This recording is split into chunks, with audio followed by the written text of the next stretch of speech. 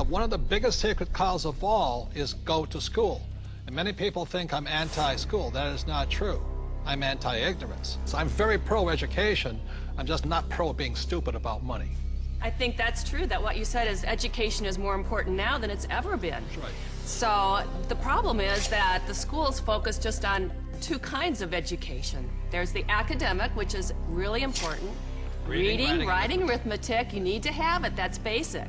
And the second type of education they give is the professional kind of education. So if you want to be a lawyer or an accountant or a teacher, then you need to go to school and get those certifications. But the one kind of education that's lacking severely in the school system as it stands is financial education. Time out. An important part of financial education is having a financial statement, which is an income statement and a balance sheet. Now, when you go to your banker always asks you for your financial statement, not your report card, because your financial statement is your report card once you leave school. Your financial statement will tell you whether or not you're smart with money or not smart with money, because that financial statement is your report card of your financial intelligence. I put on my Facebook one day that we need to teach our children financial education, and I received a comment back from a teacher that said, who's going to pay for it? We're all going to pay for it if we don't start educating our children in school. This is a very hot subject, but our schools are training people to be employees, to work for the rich. The second thing I don't like about school is how dare they label a kid as smart or stupid at an early age. The reason I'm sensitive to that is because I was labeled stupid right off the start. And it wasn't that I was stupid. I was bored and I was not interested, and there was none of the subjects I wanted, and nobody could tell me how I was going to use calculus. I kept asking my teacher, how am I going to use calculus? And they couldn't tell me. Are they training to be an employee, or are they training to be street smarts? See, my poor dad was school smart, my rich dad was street smarts, and I'd rather be street smart today. Well, there's a total lack of practical education is really what you're talking about. And I found that. I'm an accountant. I have a master's degree. And you're an A student, right? And I'm an A student. We'll forgive you. So, thank you. But when I went to school, the only financial education I got was specific to my profession. Okay, there was no general financial education. I could have gone all through, gotten a master's degree, got a PhD in my field without any specific financial education about how to handle myself once I got out of school. Right, and people say to me, well, I learned economics in school. Is economics financial education? Not really. You know, it's not about investing, it's not about the laws, it's not about taxes, it's not about history. Well, Robert, as a lawyer, I see all sorts of people walk through the door.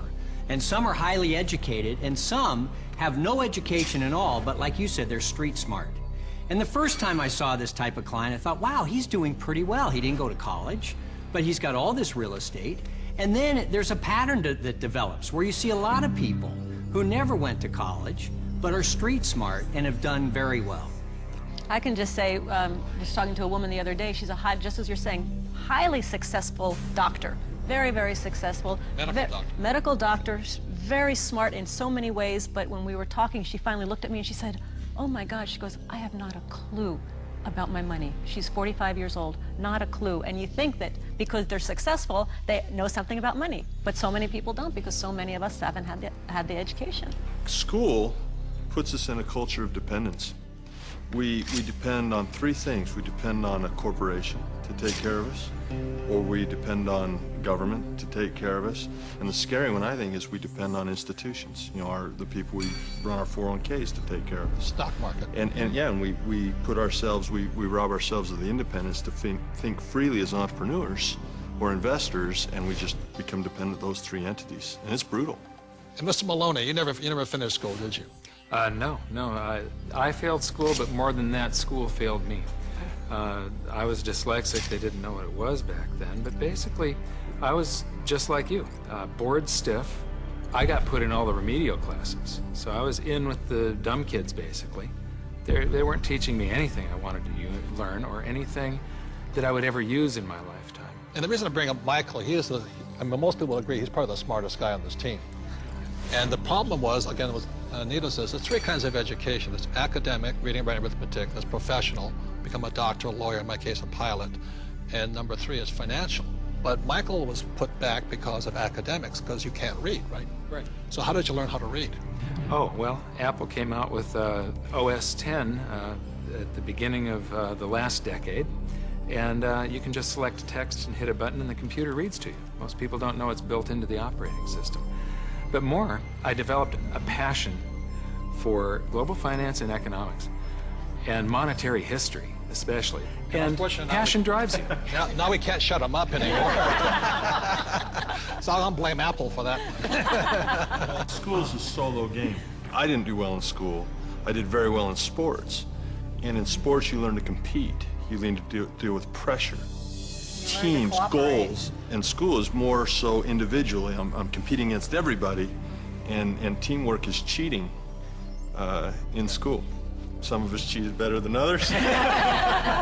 And I'll just say last thing about school and money, which is a sacred cow.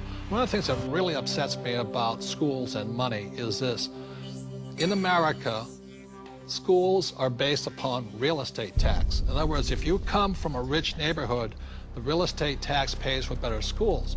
If you're from a poor neighborhood, you get less money. So anytime somebody tells me schooling is about being fair, that is, when I look at the number side of it, is if you're poor, you're getting the worst possible education. And to me, that is cruelty. So how does a person learn about money?